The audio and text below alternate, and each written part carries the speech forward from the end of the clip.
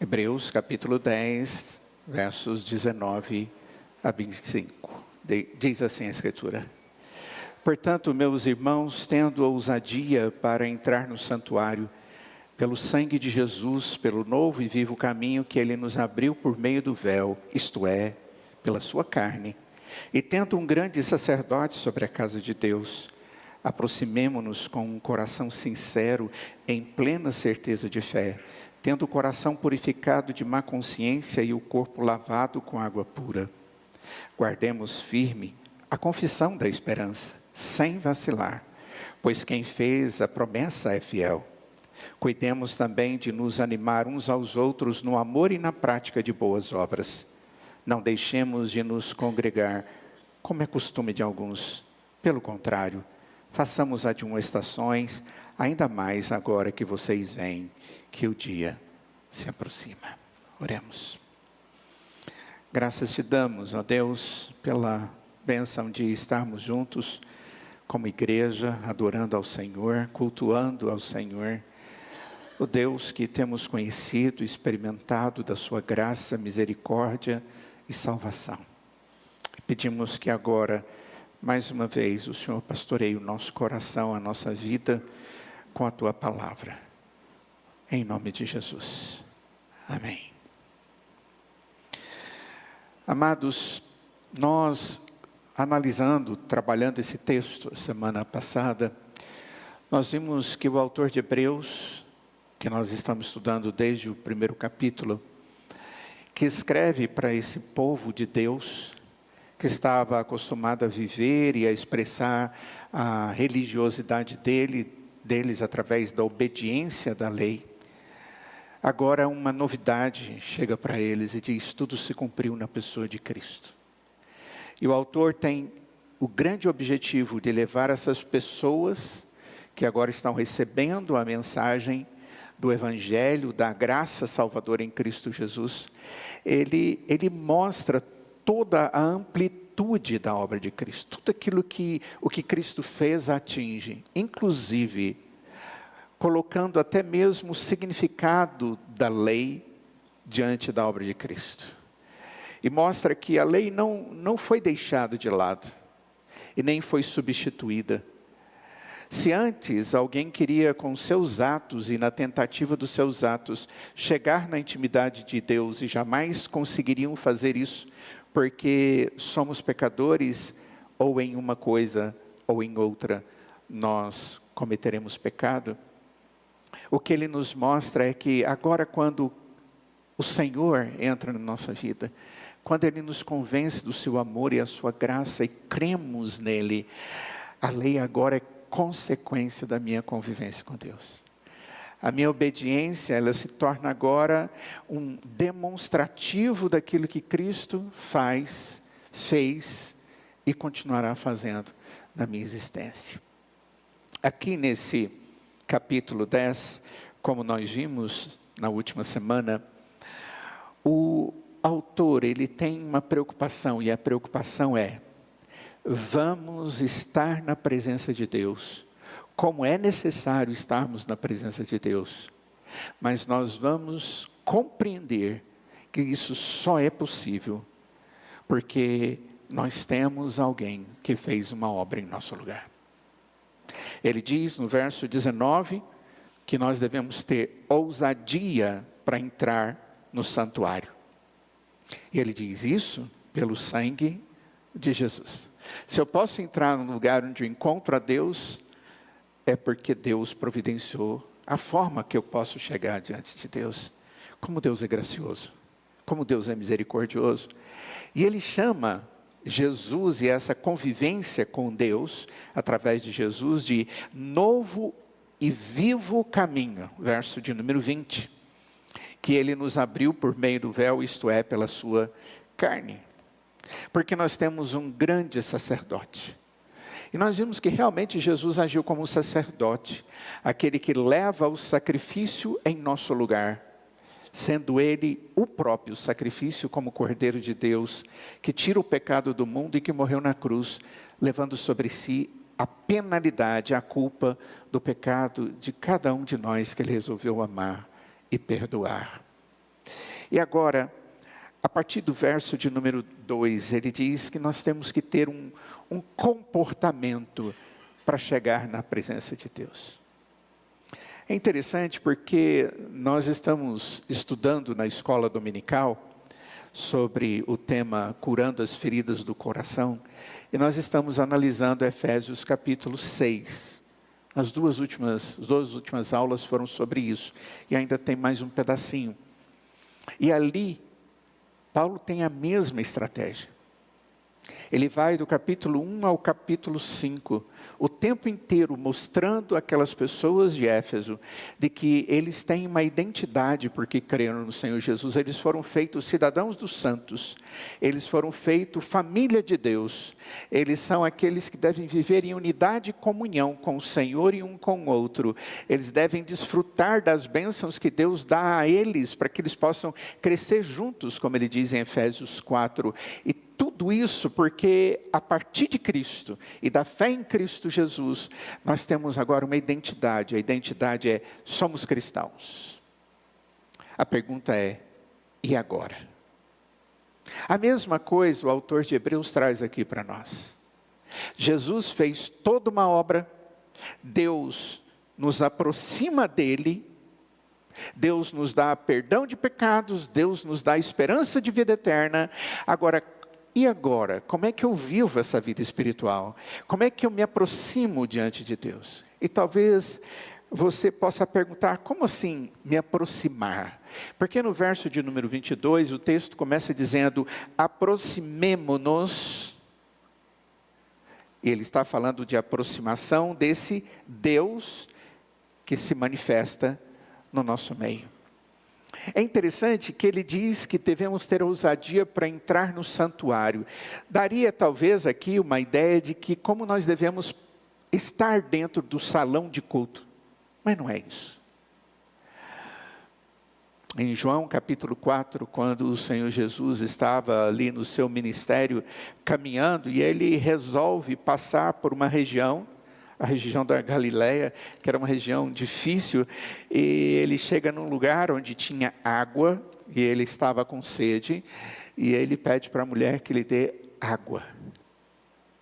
E ali naquela conversa toda, o Senhor Jesus disse que se ela bebesse da água que ele poderia dar para ela, ela não teria mais sede.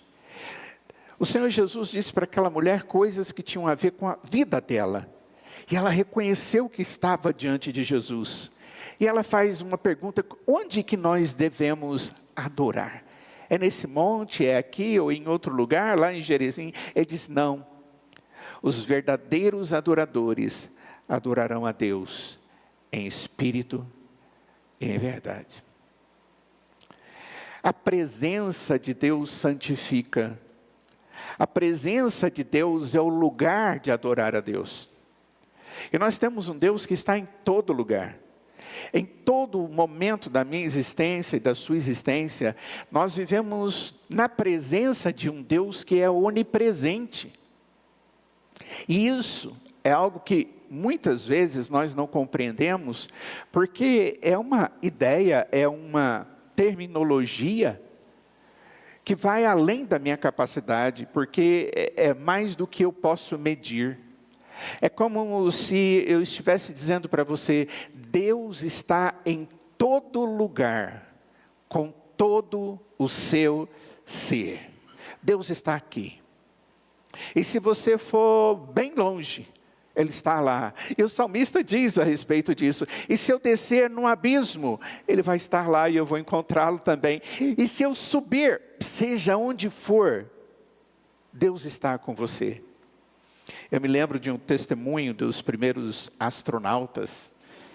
Alguns de nós viveu aquela fase, né? E podemos contar daquelas experiências de ver na televisão. Eu era criança pequena, bem pequena, e eu lembro daquilo. E eu lembro do meu avô que dizia que aquilo era mentira. Ele dizia: não, isso é impossível, isso aí eles fizeram um vídeo lá, um filme, e eles estão passando todo mundo para trás. Não, eles foram mesmo. E eu lembro que um desses astronautas, quando ele olha a Terra, ele contempla aquela bola azul e vê a beleza do universo diante dos olhos dele, tem uma visão que pouquíssimas pessoas no mundo já tiveram essa oportunidade. E ele fala que naquele momento ele pôde compreender a existência de um Deus. Deus está lá, e se naquele lugar ele estiver adorando a Deus, Deus estará sendo adorado. Se ele estiver negligenciando, desonrando ao Senhor, ele estará desonrando ao Senhor. Mas o texto aqui está falando que o cristão, aquele que é salvo pelo Senhor, ele tem que entrar na presença de Deus, não com medo de chegar na presença de Deus. E isso é algo bem interessante, porque existia um ritual para o sacerdote entrar no templo. Naquele tabernáculo, no Santo dos Santos, havia uma parte comum que era o santo lugar e o santíssimo lugar. E o sacerdote que entrava uma vez por ano naquele lugar, ele tinha que fazer toda uma preparação ritualística, litúrgica, confessando a Deus, trazendo o seu coração na presença do Senhor, sendo sincero no seu ato na presença de Deus. Ele tinha até mesmo que usar roupas diferentes, ter um comportamento diferente, tanto litúrgico quanto íntimo com Deus. E aí sim ele podia entrar naquele lugar. Mas se ele errasse naquele processo, e ele entrasse naquele lugar, o Deus que julga todas as coisas, porque entende e vê todas as coisas, a Escritura e a história nos diz que essas pessoas eram fulminadas por Deus. Hoje eu e você podemos entrar na presença de Deus, não porque nós somos maravilhosos, somos fiéis, somos os cristãos de ponta. Pelo contrário, nós somos pecadores, à semelhança de qualquer outra pessoa. O que nos habilita, que nos limpa, que nos faz capazes e ter a aproximação de Deus no seu santuário e fazer isso sem medo. A expressão aqui é ousadia e dá a ideia de sem medo, é o que Cristo fez. Ele diz, pelo sangue de Jesus. E agora no verso 22, ele diz, aproximemo-nos do Senhor. Cristo já fez a obra que me aproxima do Pai, que me dá a vida eterna, que me dá a certeza de que eu vou para o céu quando Ele vier buscar Cristo Jesus na sua segunda vinda. Contudo, hoje, antes que Cristo venha, eu preciso estar na presença de Deus. Eu preciso viver como um cristão, como estando na presença de Deus. Agora, como isso deve acontecer? É a responsabilidade que nós devemos ter diante de Deus. E ele diz que nós devemos nos apresentar, nos aproximar diante de Deus com um coração sincero, em plena certeza de fé, tendo o coração purificado de má consciência e o corpo lavado com água pura. O que significam estas coisas? É isso que nós vamos estar trabalhando hoje. Tentar compreender o que significa essas coisas que Deus requer de nós, diante da graça, da intimidade dEle. Observem bem que o texto diz, no verso 22, de que nós devemos fazer isso, mas se você for na Escritura de uma maneira geral, você vai entender que isso aqui é a santificação.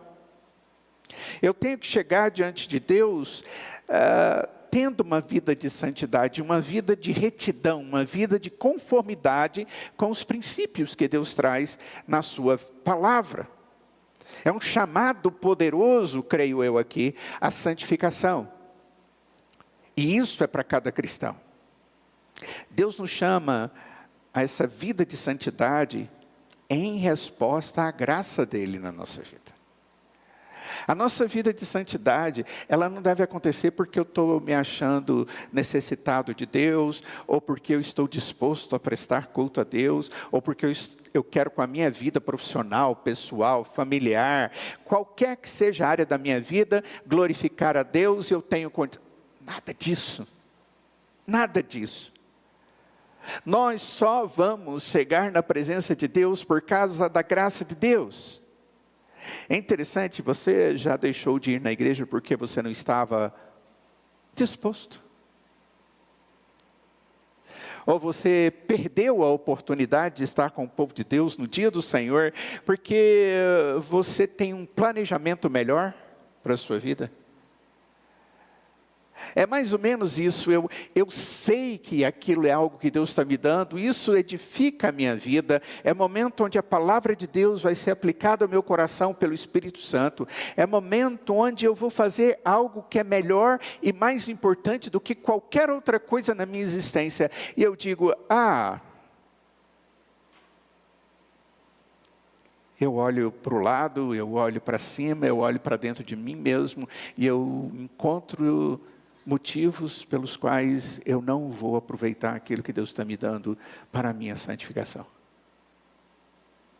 Queridos, o que motiva, diz o texto aqui, o investimento na nossa vida com Deus e o crescimento na nossa intimidade com o Senhor, é a graça de Deus. Agora eu pergunto para você, o que é melhor? O que é mais valioso? O que é mais importante do que Deus e a sua graça na sua vida? Você consegue encontrar? Pensa. Alguma coisa vai trazer mais retorno na sua vida do que o que a graça de Deus pode produzir na sua vida? Alguma coisa que você deseja, almeje, goste, invista, pode ser maior e mais motivador para o investimento do que a sua vida com Deus? E aquilo que Deus fez e continua fazendo todos os dias na sua vida? É claro que não. A graça de Deus é aquela que nos impulsiona. A graça de Deus é aquela que nos habilita. A graça de Deus é aquela que nos convence de que isso é melhor. Eu tenho que me aproximar diante de Deus para uma vida de santificação, porque eu estou respondendo à graça de Deus que foi manifesta em Cristo Jesus, derramada sobre a minha vida, o sangue dele, perdoado os meus pecados, e agora tudo o que eu quero é glorificar a Deus. Tudo que eu preciso na minha vida, em todas as coisas da minha existência, glorificar ao Deus de toda graça. Isso surge, queridos, no contexto da obra perfeita de Cristo. Da obra perfeita de Cristo que nos uniu ao Senhor. Aquele que abriu livre acesso à presença de Deus por meio do seu sacrifício na cruz. Se eu hoje posso ter a presença de Deus e viver com liberdade e tranquilidade na presença de Deus, glorificando a Ele, foi porque Deus fez isso. Contudo, esse privilégio de nos aproximarmos de Deus exige uma resposta adequada. E o texto diz e vai nos mostrar que é uma vida de santidade e pureza cristã. É um convite à aproximação de Deus com corações sinceros e com vidas santificadas. Sendo assim, nós vemos aqui em Hebreus 10, 22, nos chamando para esta situação como resposta da graça do Senhor. Deus já fez alguma coisa na sua vida? O tempo todo. Ele já purificou-nos, Ele nos reconciliou, derrubando a parede da inimizade, diz a Escritura. Ele agora chega para mim e diz, venha, aproxime-se. É como se alguém fosse dar uma festa, e tudo que você vai desfrutar nessa festa é melhor do que tudo aquilo que você já viu, experimentou e gostou na sua história. É aquilo que é único, aquilo que ninguém pode te oferecer. E de repente você recebe o convite daquele e que diz, vem, entra na comunhão comigo. Vem porque você pode vir, você diz, mas eu estou com uma roupa que não é adequada. Ele diz, a vestimenta é a graça. o sangue te limpou, as suas vestes estão brancas diante dos meus olhos. E você entra, e você encontra aquilo que é de melhor, e você diz, puxa, como esse é bom. Como esse que me convida para a sua intimidade é maravilhoso. Ele não olha se eu sou bom, se eu sou perfeito, se eu estou adequado, mas Ele faz tudo para mim. Ele me dá tudo o que é necessário para que eu chegue até Ele. Nosso acesso a Deus é garantido por Cristo. Lembra, antes os sacrifícios no tabernáculo eram suficientes para purificar plenamente o homem. Mas era alguma coisa que tinha que ser repetida continuamente. De novo, no outro dia de novo, no outro dia de novo, no outro dia de novo, no outro dia de novo. E assim passava-se meses e anos e séculos, e isso tinha que se repetir. E uma vez por ano era aquele momento especial, e no outro também, séculos e milênios assim. E as coisas acontecendo. Só que agora Jesus veio e fez uma obra perfeita, de uma vez por todas, como diz o autor de Hebreus. Já está feita. E agora eu tenho uma responsabilidade para chegar na presença de Deus. E essa aproximação não é casual. E ela em momento algum, ela pode ser irreverente. Nunca. Eu não posso me aproximar de Deus de qualquer maneira. Ele não vai me receber assim. Ele quer que eu esteja preparado. Ele me ajuda a preparar-me. Mas eu tenho que estar preparado. Eu tenho que ter o comportamento correto. Eu tenho que ser reverente diante de Deus, porque eu sei diante de quem que eu estou. Quando nós vamos ter um encontro com alguém muito especial, às vezes um líder de uma instituição, ou alguém que é líder como político do nosso país, ou alguma coisa assim, nós nos preparamos completamente. E nós usamos palavras adequadas. Até mesmo se vamos questionar, fazemos de maneira honrosa. Creio que o Senhor está totalmente errado, mas com muita humildade eu digo isso para o Senhor, que é muito superior a mim.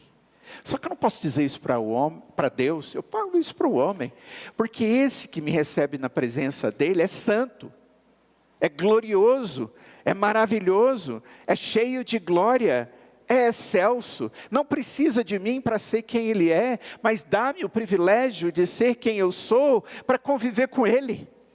Isso é graça. Essa aproximação, ela acontece de forma extremamente reverente. Essa aproximação exige sinceridade de coração, diz o texto.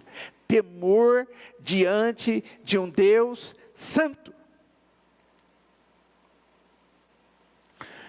E aí eu faço uma pergunta muito simples.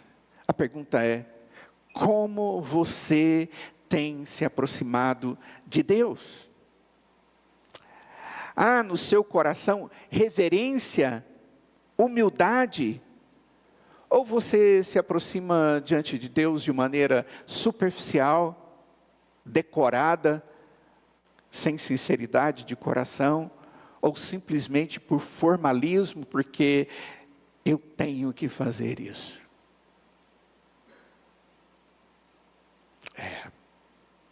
Olha só o que o texto diz. Eu devo chegar na presença de Deus com o coração sincero. A sinceridade de coração aqui mencionada é o oposto de hipocrisia. A sinceridade é quando eu mostro aquilo que verdadeiramente é, ou eu não estou querendo demonstrar para alguém algo que eu não sou. Isso é ser hipócrita.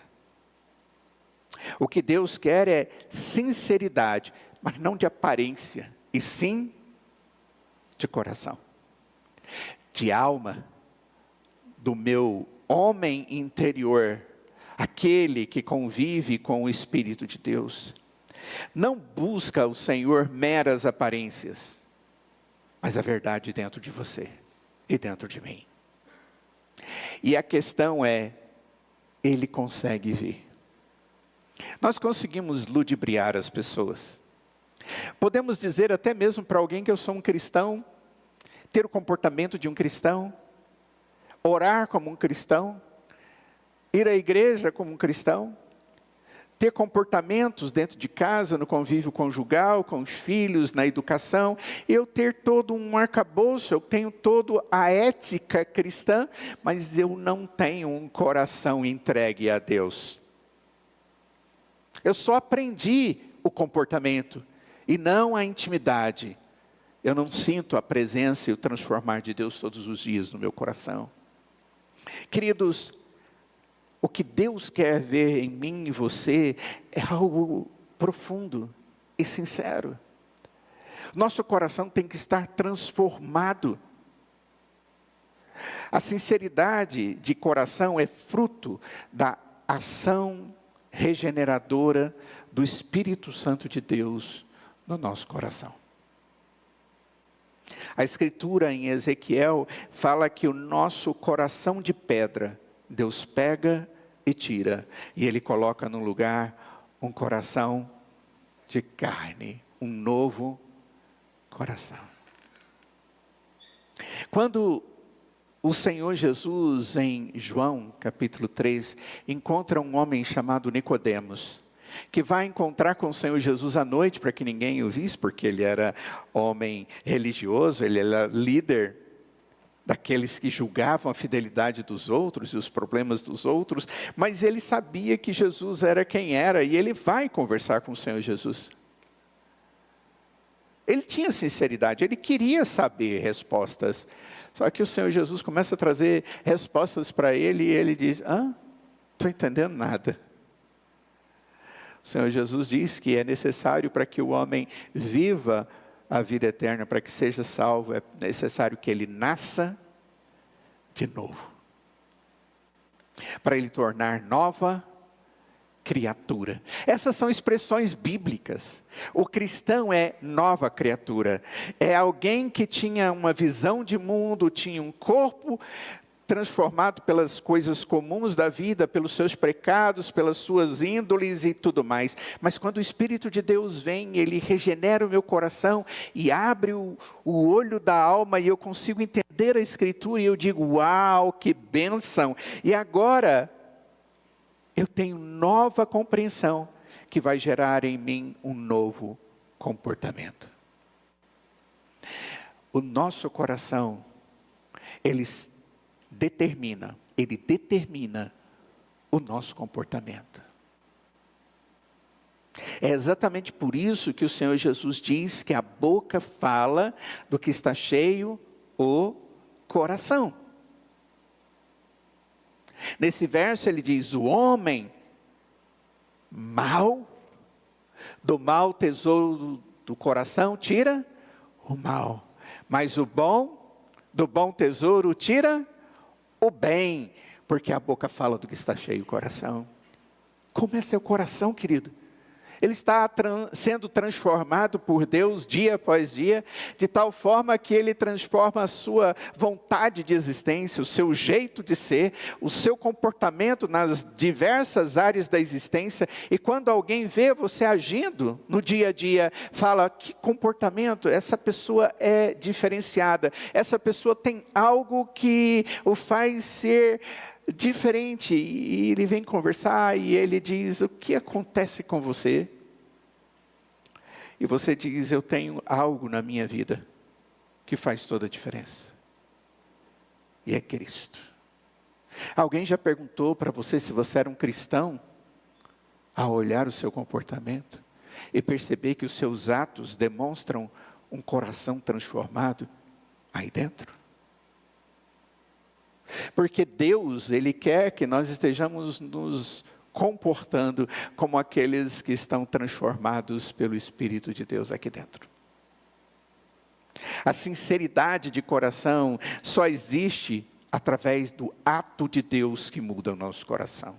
E mais do que isso, aquele que nos leva a renunciar à velha vida.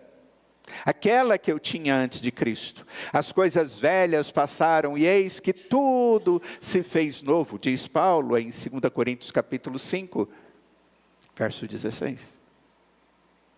E aí ele diz, olha, só que essa realidade, essa reconciliação, foi Deus que promoveu na sua vida. Para que você seja diferente e para que você também seja usado por Ele para levar outras pessoas a se reconciliarem com Deus também. É isso que Paulo diz ali em 2 Coríntios. A renúncia à velha vida. O cristão, ele é chamado a viver em integridade, sem tentar conciliar o amor a Deus com o amor ao pecado. Com um amor, aquele amor que eu tinha antes, que eu não entendia o que realmente era amor. Renunciar àquilo que eu amava antes e amar agora àquele que me amou antes da fundação do mundo. A palavra do Senhor diz que nós só amamos a Deus porque nós só amamos porque Ele nos amou primeiro. Ah, queridos, nós precisamos ter corações transformados, para que haja sinceridade na presença de Deus. Se Deus não estiver mudando aqui a minha existência, para que o meu comportamento seja segundo a bondade de Deus, e tudo que eu faço é para honrar, glorificar a Deus, é para dizer ao Senhor que o amo, e que a minha obediência aos seus princípios é por causa da graça que Ele tem manifesto na minha história. Se isso não acontece, queridos, não tenho boas expectativas para mim. Porque o que Deus quer é ver um coração transformado. Examine o seu coração. Olha dentro de você. Existe alguma área onde você ainda vive de maneira duplicada? Uma hora você age como servo de Deus e outra hora um estranho? Que Deus olha e diz, não te conheço? Como aqueles que o Senhor Jesus diz que haverá quando Ele voltar. E alguns vão dizer, Senhor, eu fiz tantas coisas em seu nome.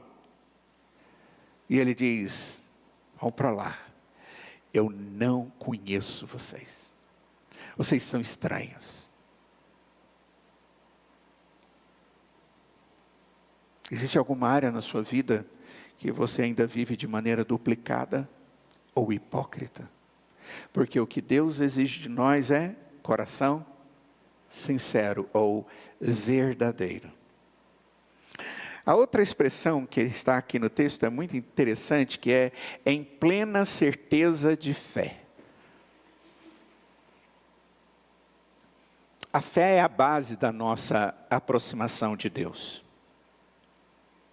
Eu me aproximo de Deus e só posso ter comunhão com Deus por causa da fé. Pela fé nós somos salvos. E a Bíblia diz, isso não vem de vós, é dom de Deus. Efésios 2:8. No capítulo 11 de Hebreus, no verso 6, o texto diz assim, de fato, sem fé é impossível agradar a Deus. Porque é necessário que aquele que se aproxima de Deus creia que Ele existe e que recompensa os que o buscam. Olha, esse texto é fantástico, nós ainda vamos estudá-lo daqui uns dias.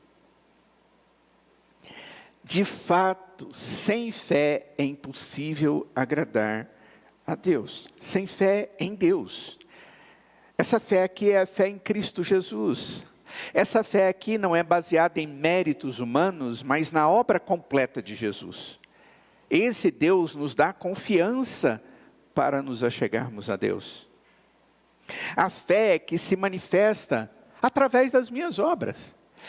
Entenda o seguinte, a sua obra não te salva, não te leva até Deus. Eu vou fazer isso porque aí Deus vai ser bonzinho comigo. A Escritura diz que é exatamente o contrário. É quando eu creio no Senhor e Ele transforma o meu coração, agora o meu comportamento, as minhas atitudes, as minhas obras são diferentes. A fé verdadeira produz frutos de santidade. Esse fruto que nós tanto precisamos. Não podemos professar confiança em Cristo Jesus e continuar a viver de forma desordenada, como um incrédulo. Bota na sua cabeça uma coisa. É impossível alguém ser um verdadeiro cristão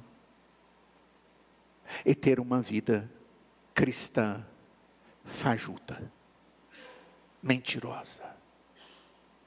Porque quando Deus entra na nossa vida, a transformação começa. E nós temos alegria nisso. E nós temos satisfação nisso. Sua fé tem sido marcada por confiança plena a Deus e obediência a Deus? Ou há áreas onde você duvida das promessas de Deus, a ponto de usar isso para não viver adequadamente na sua presença? A outra afirmação do autor é que nós temos que ter o coração purificado de má consciência. A purificação mencionada aqui é um ato duplo. Eu preciso entender que o meu coração está purificado, e eu também tenho a minha consciência purificada. O que é má consciência? Ou peso de consciência? Você já deve ter conversado sobre isso, ou ouvido talvez até palestras sobre esse assunto.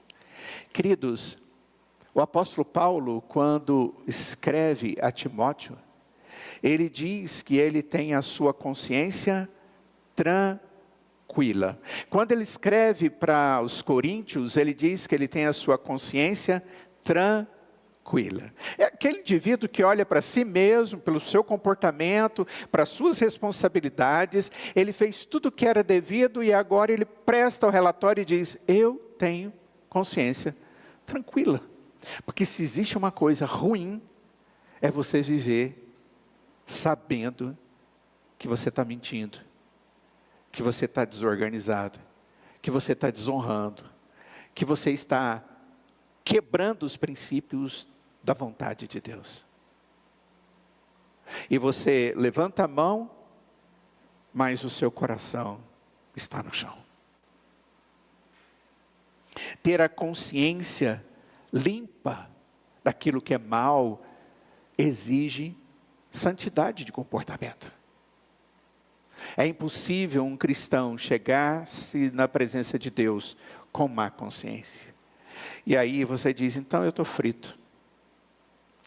Porque vira e mexe eu faço alguma coisa que eu sei que a Escritura e o meu Deus não se agrada.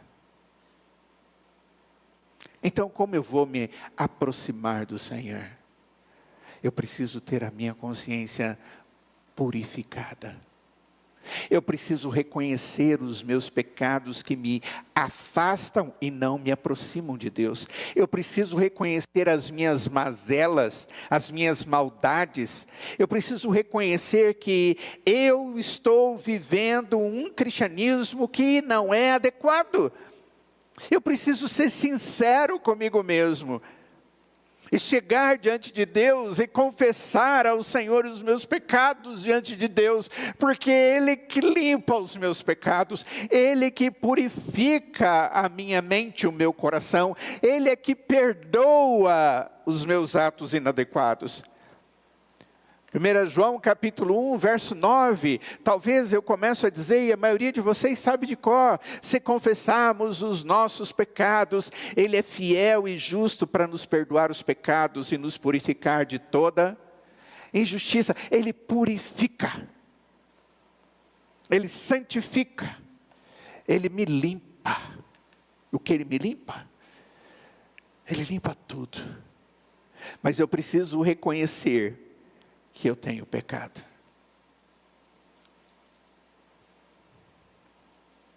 Existe uma expressãozinha que diz que o pior cego é aquele que não quer ver.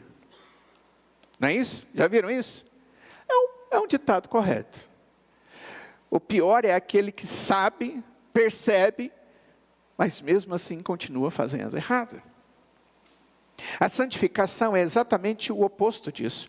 É você reconhecer e ter humildade diante de Deus, arrependimento, reconhecimento de que eu errei, tristeza porque eu estou agredindo a Deus com os meus pecados e a disposição de não mais viver aquilo que vivia até aquele momento, para que o Senhor Jesus possa dizer, como disse para aquela mulher que era adúltera e que estava sendo julgada e que naquele momento estava se derramando diante do Senhor Jesus, ele diz para ela: vai, pode ir agora, eu não te acuso, nem eles. O Senhor Jesus estava olhando o coração daquela mulher. Vai, mas não peques mais. Chegar na presença de Deus, queridos, nós chegamos como nós somos, e é por isso que nós ensinamos os irmãos a cotidianamente, em cada culto, na sua presença e na sua comunhão com o Senhor, nas suas devocionais, você continuamente esteja diante de Deus dizendo: Senhor, e confessa o de errado que fez, com uma convicção. Diz João: se você confessar os seus pecados, você não foi fiel, mas Deus, Ele é fiel, e Ele é justo, e Ele perdoa os seus pecados. Santificação é essa purificação.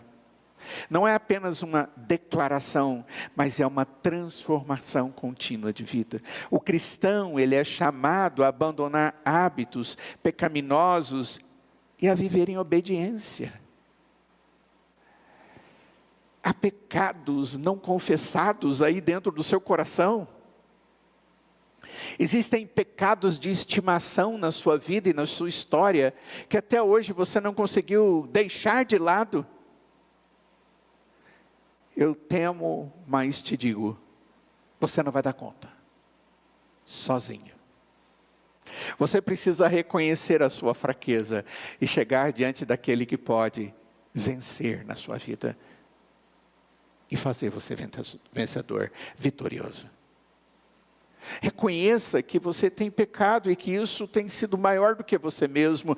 E diga: Senhor, mas eu não quero, porque maior do que todas as coisas é o Senhor na minha vida. Está aqui a minha vida, perdoa os meus pecados, cuida da minha alma, me dá uma boa consciência, para que eu possa me aproximar do Senhor com certeza de fé, para que eu possa me aproximar do Senhor com sinceridade de coração, para que eu possa me aproximar diante do Senhor sem nada que me impeça.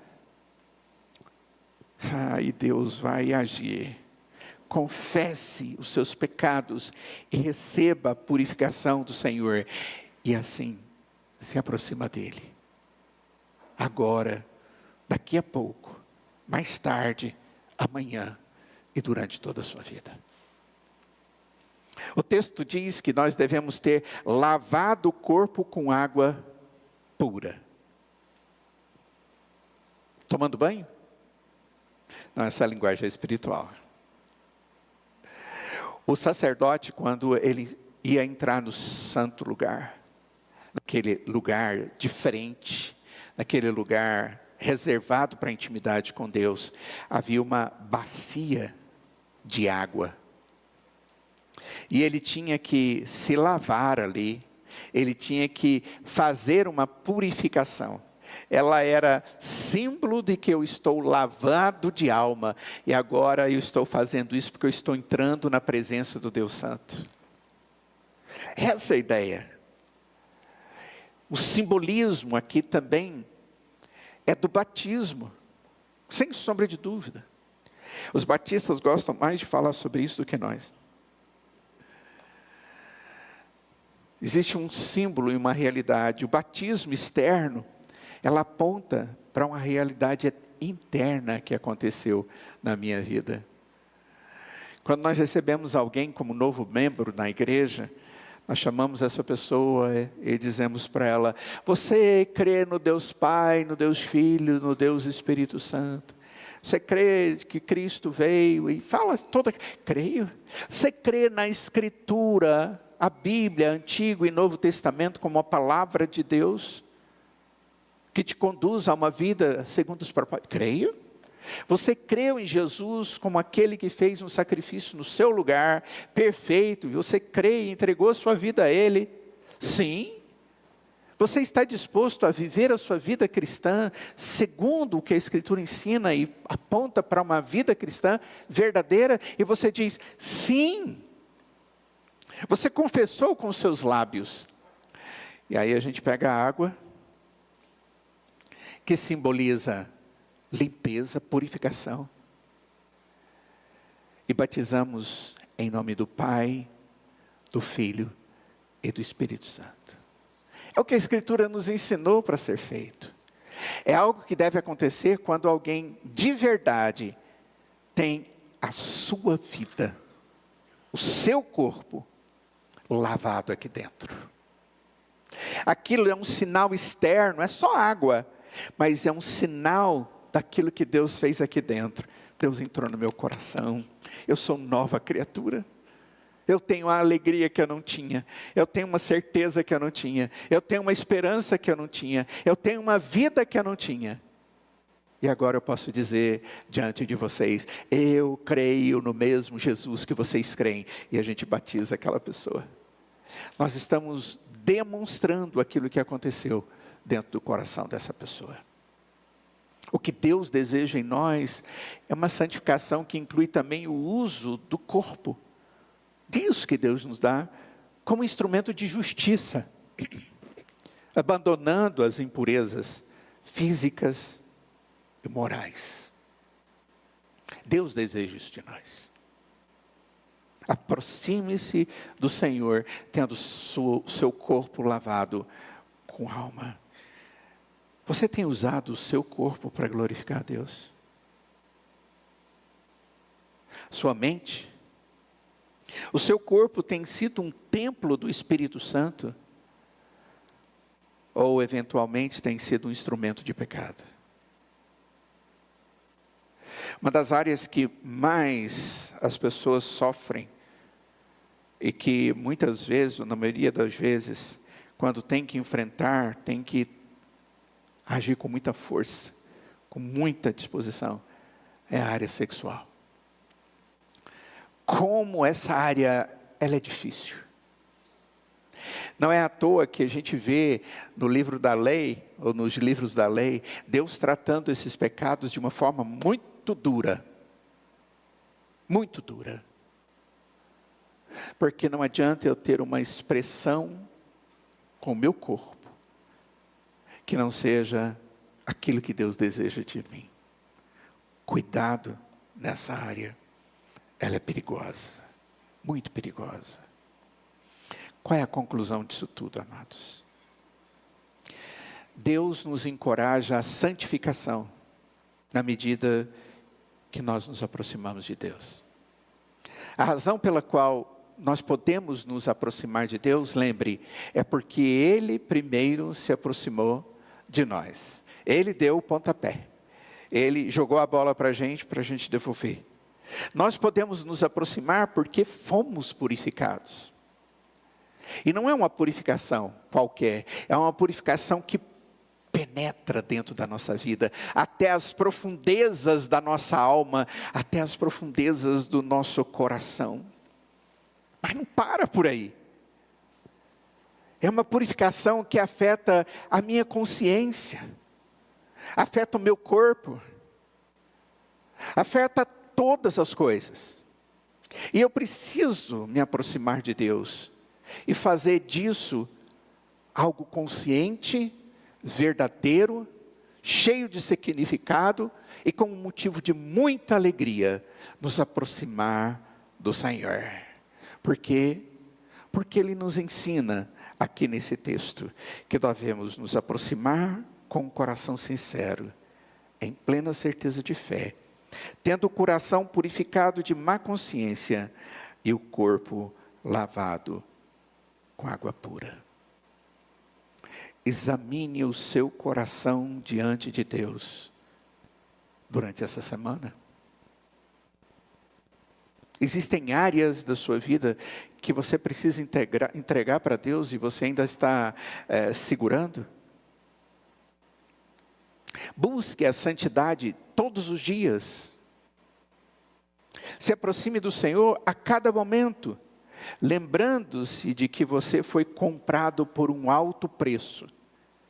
E é por causa da graça de Deus e do preço da graça de Deus é que eu devo me aproximar dele de maneira correta. É mais do que isso. Você pode até mesmo encorajar os seus irmãos na fé, as pessoas que você ama, a caminharem em santidade com você. Lembre-se dos privilégios que Deus nos dá, de podermos nos aproximar dele e viver na sua presença. Vamos orar? Vamos ficar de pé. Ó Deus amado, nós agradecemos tanto, Deus, porque o Senhor fez tantas coisas e faz todos os dias tantas coisas a nosso favor, a partir de Cristo, segundo Cristo, pela bondade de Cristo. E eu quero pedir em nome de Jesus que o Senhor, ó Pai, esteja tratando a cada um de nós que aqui está. Que o Senhor, ó Deus, esteja entrando no nosso coração e nos alertando para as coisas que precisam ser tratadas. Ó Deus, sabemos que o Senhor faz isso não para nos humilhar, mas para nos resgatar. Ó Deus, se há irmãos que estão tendo problemas entre nós na vida espiritual, têm tido dificuldade de ter um coração puro, um corpo lavado com água, uma consciência boa. Ó Deus, leve esse amado irmão à tua presença agora e faça com que haja um novo compromisso contigo, uma nova entrega, uma nova disposição. Ó Deus, eu lhe peço isso porque eu sei que o Senhor é bom e a sua misericórdia dura para sempre. O Senhor perdoa, o Senhor limpa, o Senhor restaura. Restaura-nos, ó Deus, de forma tão profunda que possamos ser reconhecidos verdadeiramente como nova criatura. Louvado e bendito seja o teu nome, Pai, por esse tempo que estivemos na tua presença, esse tempo que nós nos aproximamos do Senhor. Leva-nos em paz para os nossos lares. Prepara-nos, ó Deus, para uma semana onde possamos a cada momento lembrar da palavra do Senhor que hoje foi pregada. Para o nosso bem, para a nossa edificação e santificação e para a glória do santo nome do Senhor. Hoje e sempre, Pai, em nome de Jesus. E agora, amada igreja, que o Deus da paz, que tornou a trazer dentre os mortos a Jesus, o grande pastor das ovelhas, que Ele vos abençoe e vos guarde, e faça resplandecer sobre vocês o seu rosto, e vos dê da sua paz. No amor de Deus o Pai, na graça de Jesus o Filho, e na comunhão do seu Santo Espírito, e que seja assim hoje, e para todos sempre, sempre. Amém.